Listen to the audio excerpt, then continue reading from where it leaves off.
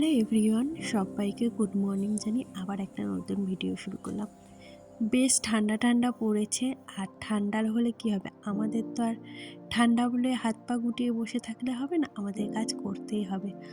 উঠোনটা বেশ কদিন ধরে ভাবছি লিপবো, মানে অনেক দিনই হয়ে গেছে বলতে পারো, 2-3 মাস ধরে ভাবছি, কিন্তু এই বৃষ্টি বর্ষার জন্য ভয়ে আর লেপতে পারছিলাম না। কিন্তু এখন দেখলাম অনেক দিন বৃষ্টি হচ্ছে না, তাই ভাবলাম চলো আজকে লেপে দিই।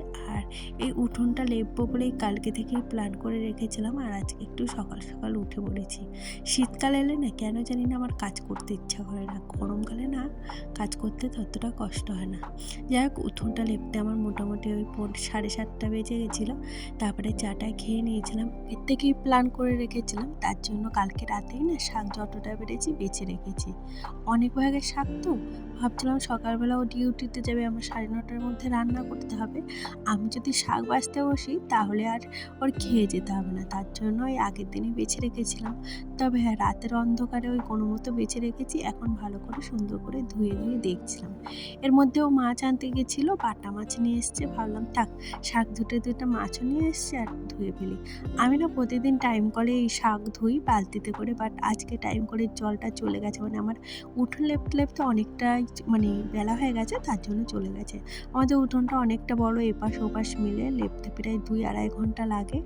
তো এখন আজকে সেরকম একটা রান্না করব না, তবে মাছের ঝাল করেছিলাম, করবো না করেও সেটা তোমাদের সাথে শেয়ার করা হয়নি। আর এটা হলো বৃহস্পতিবারের ভিডিও। আজ আমি তোমাদের সাথে শেয়ার করতে চলেছি, মানে এতটা ব্যস্ত রয়েছি যে তোমাদের সাথে ঠিক করে ভিডিও শেয়ার করব সেটাও পারছি না। যাই হোক, আজকে কষ্টে সৃষ্টে ভাবলাম ভিডিওটা যখন করেই রেখেছি তোমাদের সাথে শেয়ারই করি। আর কদিন ধরে না, মানে কি বলবো, বেলা ছোট হয়ে যাওয়ায় মানে বেলার সাথে আমি দৌড়েই পারছি না। সেই 2-2:30 বেজে যাচ্ছে, কোনো দিন 3:45 ভাত খাচ্ছি, এরকমটাই হচ্ছে। তোমাদের কারোর সাথে কি এরকম হয়? আমি যতই গুছিয়ে কাজ করি না কেন, কেন জানি না পেরে উঠছি না। ওই মেয়েটার আবার দুপুরবেলা হোমওয়ার্ক করাতে হয়, ওকে স্কুলে আনতে যেতে হয়, সব নিয়ে আমি যেন হিমশিম খেয়ে যাচ্ছি। আজকে মোটামুটি আমি ওই 4:30 মানে 3:45 ভাত খেতে বসেছি। আর তখন আমার হাজব্যান্ড ডিউটি থেকে এসছে, এসে বলছে তুমি সারাদিন কি করো ঘরে বসে, যে স্নান করে ঠিকমতো টাইম করে পুজো দিয়ে ভাত খাওয়ার টাইম পাই না। আমি কাকে কি করে বলি বোঝাই বলো তো, মেয়েদের কতগুলো কাজ থাকে, আসলে যে করে সেই মানে বুঝবে। কোনো ছেলে মানুষ আজ পর্যন্ত বোঝেনি যে মেয়েদের কি কাজ। ওরা ভাবে খালি রান্না বাড়া আর খাওয়া দাওয়া, এর বাইরে সংসারে কোনো কাজই থাকে না। সব জিনিস জায়গা মতো গুছিয়ে রাখা, সব পরিপাটি করে রাখা।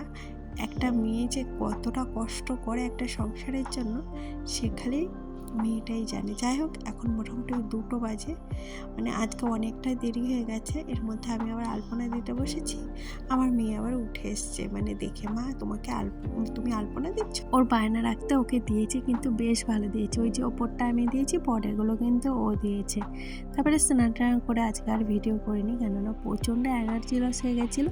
এই যে ওর দিদি একটা গোপাল এনেছে আজকে, সেটা নিয়ে আমার মেয়ে যে শুরু করেছে, ওর পাশে নিয়ে নাকি শোয়াবে, তার জন্য ওর দিদিকে দেয়নি, এই যে নিয়ে এসছে। আর এখন হলো আমরা সবাই মিলে শুতে যাব, তার জন্য আর কি মশারিটা